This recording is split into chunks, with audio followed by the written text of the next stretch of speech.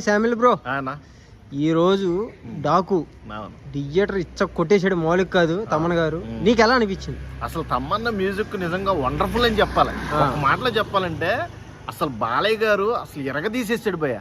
ఆ లుక్స్ గానీ, ఆ పవర్ఫుల్ ఫైర్ గానీ, ఆ మందు సీన్ అయితే నాకైతే భలే అనిపించింది. ఎక్సలెంట్ సీన్ అసలు నిజంగా చెప్పాలంటే మూవీలో హైలైట్ ఫైట్ అది. అడవిలో జరిగిన ఫైట్ అయితే అరాచకం.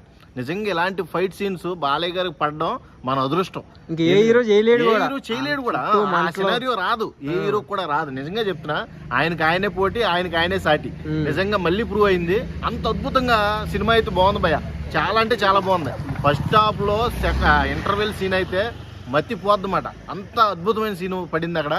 ఇక డైలాగులు చూసుకుంటే బాలయ్యని మించిన తోపు ఎవడో లేడు. డైలాగ్ వెర్షన్స్ కోసమే జనాలు పిచ్చి పిచ్చిగా ఎగబడి చూస్తారు డాకు మహారాజ్ సినిమాని. ఖచ్చితంగా ఆడియన్స్కు ఓన్ అయ్యే సినిమా, అద్భుతమైన మూవీ ఇది. నేను అందరికీ చెప్తున్నా, ఎందుకంటే బాలయ్య గారి మార్క్ అక్కడ బాబీ గారి మార్క్ పడింది. బాబీ గారు ఎలా డిజైన్ చేయాలి, బాలయ్య గారిని ఎలా చూపించాలనుకున్నాడో అదంతా కూడా క్లియర్గా చూపించేసాడు. జనాలకి ఓన్ అయ్యేలాగా, దగ్గరగా అందరికి అర్థమయ్యేలాగా చాలా మంచి సబ్జెక్టు. స్టోరీ లైన్ అయితే అద్భుతంగా ఉంది భయ్య. నిజంగా చెప్తున్నా, ఒక సామాన్యుడు డాకు మహారాజ్ లాగా వాళ్ళ కష్టాలను చూసి ఎలా మారాడు, ఇది మొత్తం కూడా స్టోరీ లైన్లో ఉంటుంది. చాలా అద్భుతమైన ఒక ఎమోషన్ కూడా క్రియేట్ అవుతుంది ఆ పాప విషయంలో కానీ, మొత్తం నడిచిన స్టోరీ విషయంలో కానీ. మొత్తం చెప్పొద్దు, స్పాయిలింగ్ అవుద్దు, కానీ కొన్ని విషయాలు చెప్తాను. డైలాగ్ వెర్షన్స్ అయితే నిజంగా బాలయ్యకి తగ్గ డైలాగులు పడినాయి భయ్య.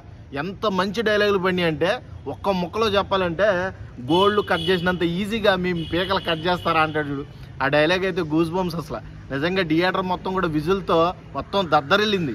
అంత మంచి మంచి డైలాగులు. అలాగే సింహం మీదకి నక్కల గుంపు మీదకి సింహం వస్తే అది హంటింగ్ అవదరా, బ్లడీ ఫుల్ అంటాడు చూడు, అది ఒకటి అబ్బబ్బబ్బా ఒక్క మాటలో చెప్పలేం. నిజంగా బాలయ్య డైలాగ్ వెర్షన్స్కే పెద్ద పేరే ఉంది, మనకు తెలుసు అందరికి కూడా.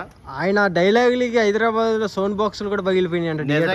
నిజంగా పగిలిపోతాయి. అలాంటి డైలాగ్ వెర్షన్ ఉంది, అసలు మామూలుగా లేదు. అసలు ఓవరాల్ గా బాలయ్య గారిని ఎలా చూపించాలనుకున్నాడో బాబీ గారు ఆ విధంగా చూపించేశాడు. జనాలందరూ కూడా నచ్చేలా చూపించాడు. సినిమా మట్టికి ఒక్క ముక్కలో చెప్పాలంటే సూపర్ హిట్ మూవీ. ఈ సంక్రాంతికి మంచి హైప్ ఇచ్చే మూవీ అవుద్ది ఇది ఖచ్చితంగా. మరి ఇంకా వెయిటింగ్ లో వెంకిమామ ఉన్నాడు, చూద్దాం.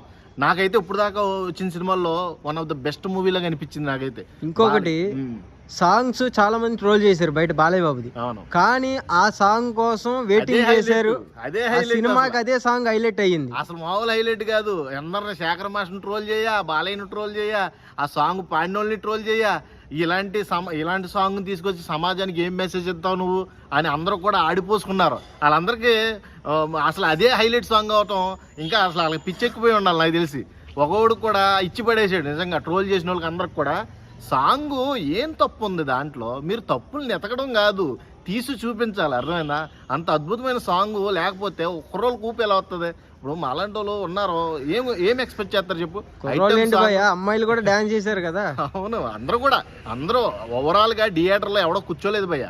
నిజంగా ప్రతి మూమెంట్ కి విజిల్స్ తో అందరూ కూడా నుంచొని దద్దరిల్లిపోయింది సౌండ్ తో. థియేటర్ మొత్తం కూడా అల్లకొల్లోలమైంది. ఓకే, థ్యాంక్ యూ భయ్య. కెమెరామెన్ బెజవాడ కృష్ణ.